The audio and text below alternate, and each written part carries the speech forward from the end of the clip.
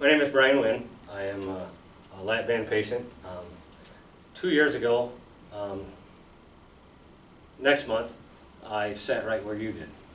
And at that time, I weighed close to 300 pounds. And I had done a lot of research on the Roux-en-Y gastric bypass, the sleeve, and had worked with some people that had had the lap band procedure done, and I had always heard about it, but so I did a little research and came to a seminar just like this one. March 18th of last year, I began my, I guess for lack of a better term, pre-surgical diet. You go on a diet for 2 weeks before your surgery. At that time, I weighed 287 pounds. April 1st of last year, I undergone surgery. Dr. Dargis did a fine job, and the staff has done a great job of educating me, giving me a great education, and just helping me with anything I needed. I could call and have a problem, and sometimes they could just call me back and help me, but Chris did a great job. He also teaches a class. I'm sorry, Chris, what's the class that? The Living Healthy Weight Loss. Yeah, the Living Healthy Weight Loss. My wife and I took that. And that not only taught me more about weight loss, but it helped me in this procedure as well. And since March 18th of last year, I've lost 112 pounds. When I weighed myself today, after I got up, I weighed 177 pounds. I got down to 175 and actually had to go in and have Dr. Dargis' staff open my band up a little bit, just because my blood sugars were actually getting too low. That brings up a whole other subject. March 18th of last year, I took 180 units of insulin that day. January 17th of this year, my endocrinologist took me off of insulin. I just didn't take injections. I had an insulin pump. It was strapped to me 24 hours a day, 7 days a week, all the time. And it was effective for the most part. But my eating habits were way out of control. My sugar was out of control. And I didn't think I could ever be.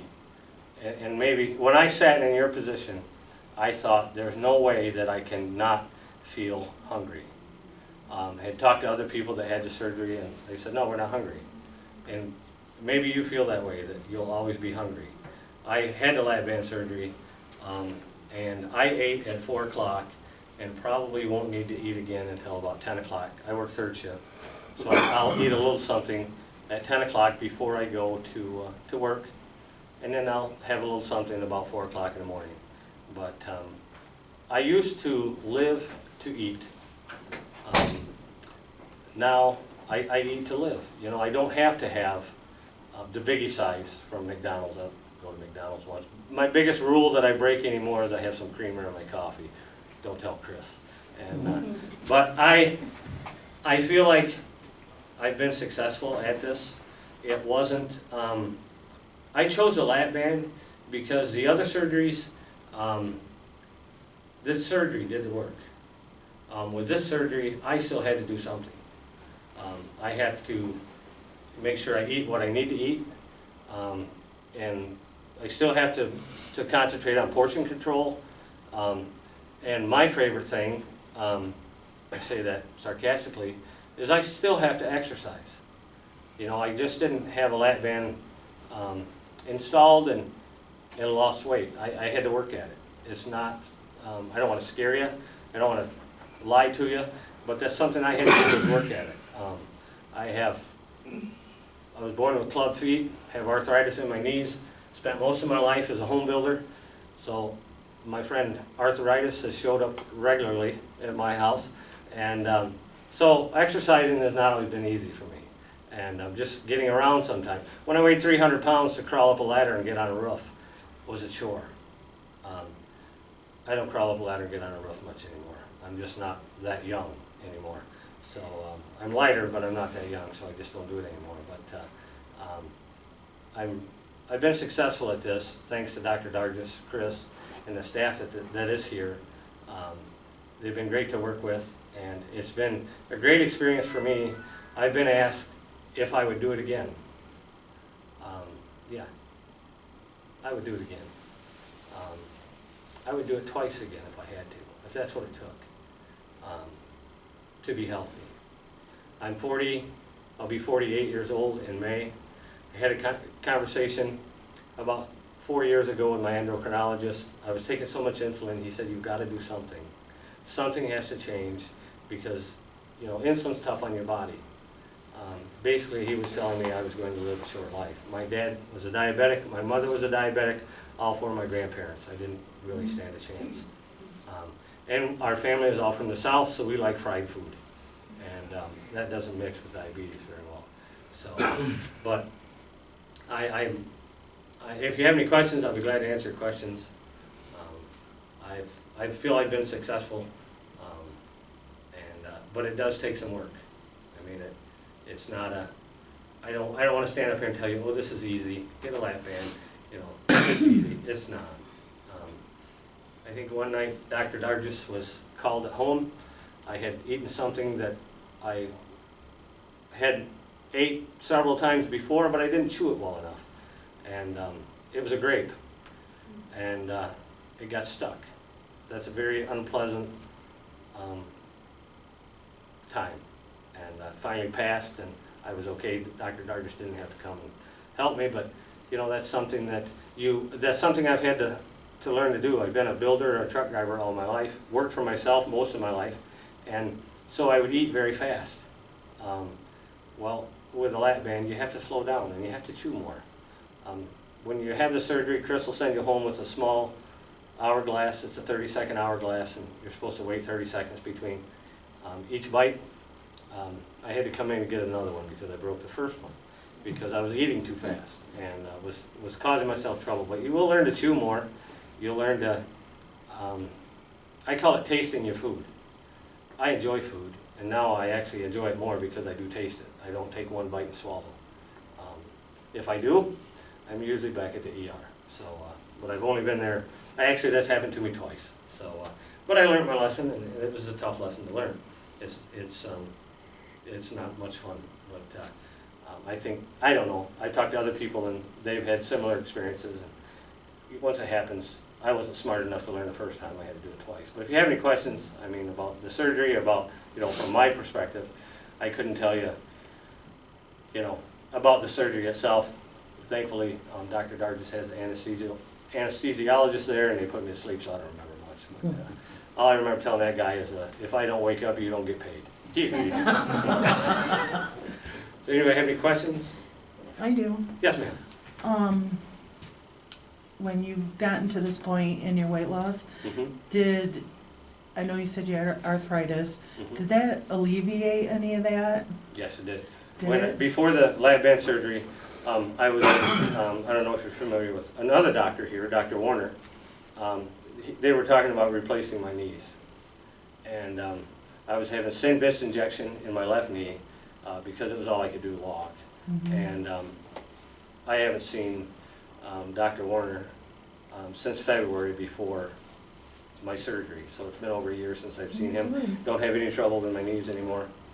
They still don't sound the greatest when I walk. But, and I walk a little different than most people anyway. So I work with Greg, and Greg knew I was here because I was coming down the hall.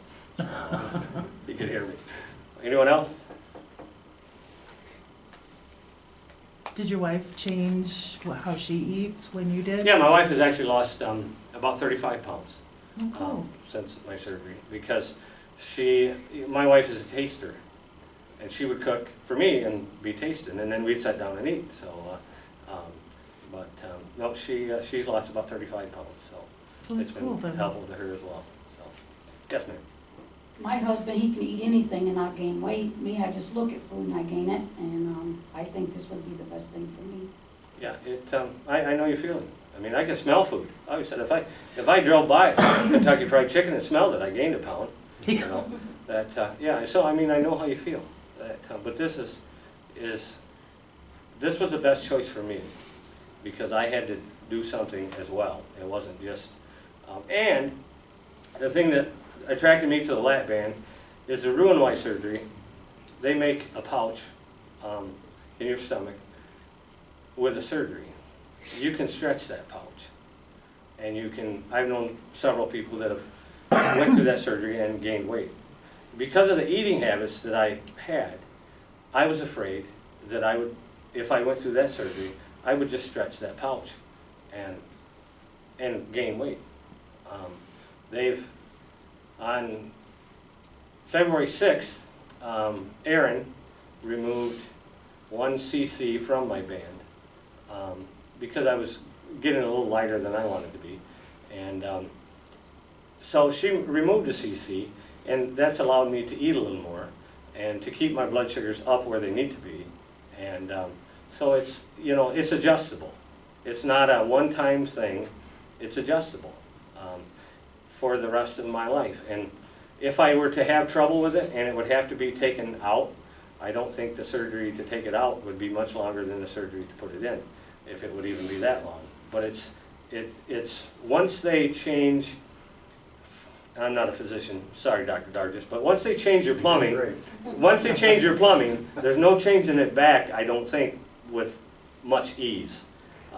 So it's, you know, with this, it can be, if it needed to come out, I had a friend that had to have his taken out and put back in because there can be some erosion, and Dr. Dargis and Chris will talk about that, I'm sure. But there can be, you know, it's a surgery.